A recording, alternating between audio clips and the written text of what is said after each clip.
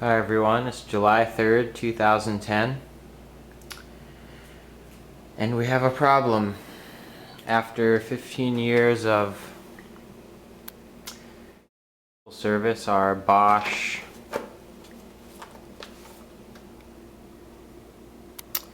SMU 2000 series dishwasher has quit. No lights, nothing.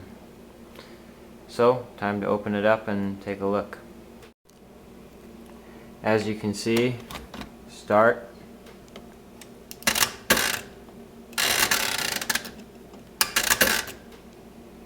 Nothing. No lights, no sound.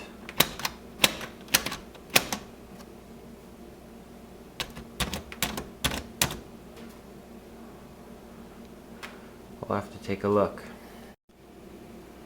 Well, that couldn't have been easier. 6 torque screws, 3 on each side, and we're in. So I've checked continuity between the door switch, the power switch, and the cycle selection buttons, and they all appear to work. I've checked power to and from the timer. I've checked resistance between the timer motor according to an online schematic. And everything up here seems fine.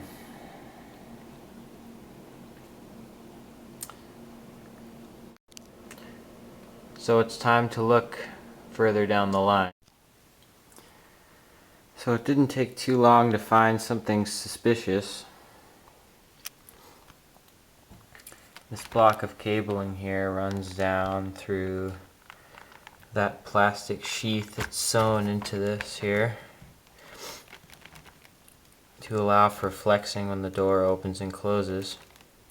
And I noticed a crack in the plastic, so I tore it back right here.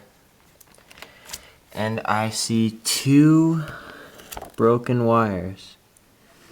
The white wire has exposed wire, the insulation's broken through, and the black wire is completely severed. So, time to pull the dishwasher out, take off the plastic sheath, and replace the broken lengths of wire.